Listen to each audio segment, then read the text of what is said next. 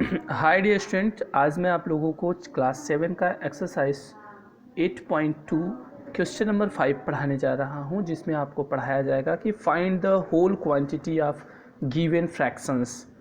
मतलब कि इसमें आपको दो चीज़ें दिया होगा, एक दिया होगा परसेंटेज और दूसरा दिया होगा उस परसेंटेज के बराबर कितनी क्वांटिटी हो रही है। जैसे आप एग्जांपल देखें तो पहला लिखा हुआ है 5% ऑफ इट इज़ 600। मीन्स किसी भी क्वांटिटी का जो 5% हो रहा है वो 600 हो रहा है। तो आपको अब बताना है कि जब वो 100% होता तो कितना क्वांटिटी होता, या फिर ऐसे कह लीजिए कि इसका जो होल क्वांटिटी है, पूरी क्वांटिटी है, वो कितना है। जबकि 5% इज इक्वल टू 600। देखिए, इसको हम दो तरीके से पढ़ा सकते हैं, दो तरीके से समझ भी सकते हैं। हम सबसे पहले ये चीज़ हमें ध्यान में होना चाहिए कि किसी भी क्वांटिटी की परसेंटेज जो होती है वो 100% होती है।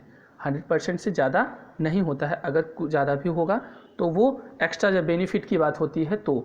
लेकिन यहाँ पे हमें किसी भी क्वांटिटी को, चाहे 1 रुपी हो या फिर 500 रुपी हो या फिर 500 केजी हो, 500 ग्राम हो, कुछ भी हो, उसे हमें 100% में ही लेके चलना है।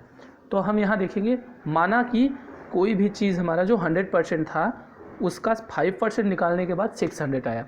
अब देखेंगे 5% इज इक्वल टू 600। तो हम इसमें अगर 20 से मल्टीप्लाई कर दें तो ये 100% हो जाएगा।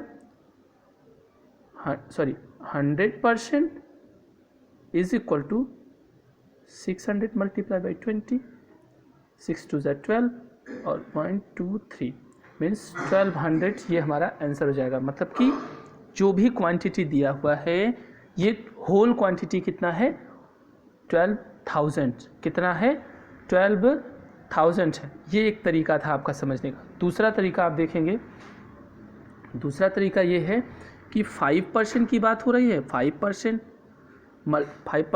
को हम 100 से डिवाइड करके लिखते हैं, मल्टीप्लाई बाय, मैंने लेट कर लिया, मान लिया कि हमारा जो पूरा क्वांटिटी है वो x है, इज इक्वल टू 600।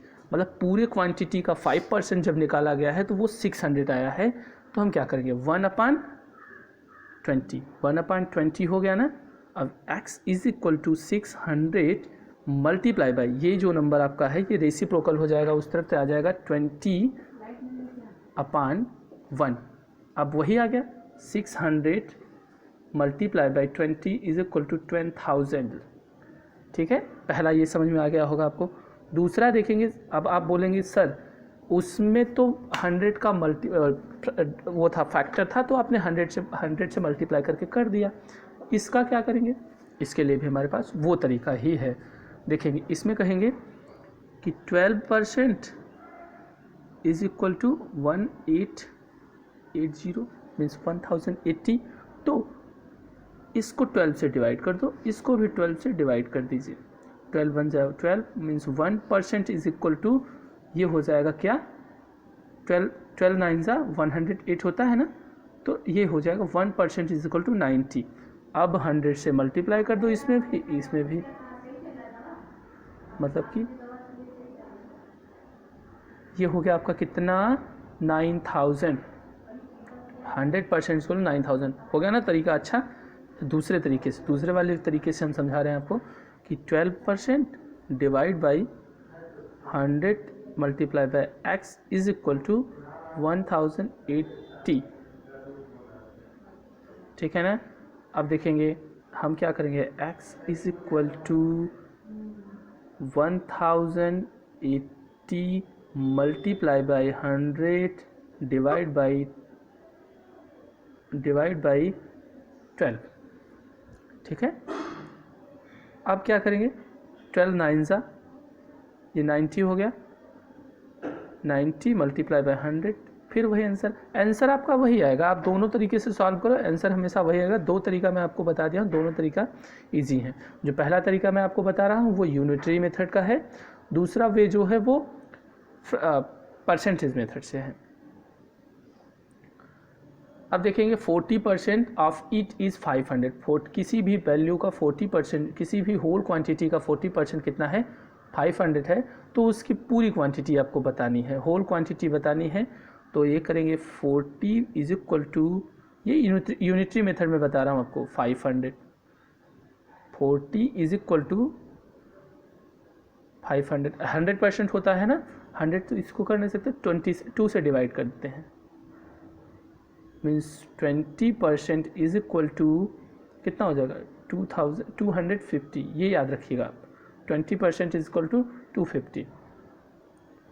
क्या लिखे थे हम, 20% इज इक्वल टू 250 ना, तो 5 से इसमें मल्टीप्लाई कर दो और इसमें भी 5 से मल्टीप्लाई कर दें, क्या हो जाएगा 100% इज इक्वल टू 25 5 125 10 मीन्स 1250 हो जाएगा आपका 100% होल क्वांटिटी।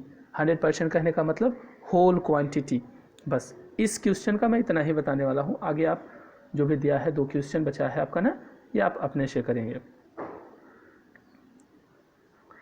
क्वेश्चन नंबर 6 देखेंगे, लिखा है convert the following fractions and convert given percentage to the decimal fractions and also to fractions in simplest form। Means जो भी दिया हुआ है, जो परसेंटेज आपको दिया हुआ है, इसको आप क्या करेंगे, फ्रैक्शन के फॉर्म में कन्वर्ट करेंगे। उसके बाद क्या करेंगे, उसको lowest form means simplest form में लिखेंगे। डेसिमल फ्रैक्शन का मतलब होता है कि जिसका डिनोमिनेटर 10, 100, 1000 ये सब रहेंगे, वो आपका डेसिमल फ्रैक्शन होता है। तो पहले हमें डेसिमल में फ्रैक्शन में ही कन्वर्ट करेंगे। देखो मैं आपको अभी कुछ देर पहले ही बताया हूँ कि जो भी परसेंटेज लिखा होता है उसको हम 100 से डिवाइड कर देते हैं। क्या करते हैं, 25 डिवाइड बाई 100, ये क्या हो जाएगा, ये तो आपका डेसिमल फ्रैक्शन हो गया। 25 डिवाइड बाई 100 डेसिमल फ्रैक्शन हो गया। अब देखो लोवेस्ट फ्रैक्शन में करें, 25 1 जा 25, 25 4 जा 100, ये हो गया आपका, ये क्या हो गया, सिंपलेस्ट फॉर्म। ये है सिंपलेस्ट फॉर्म।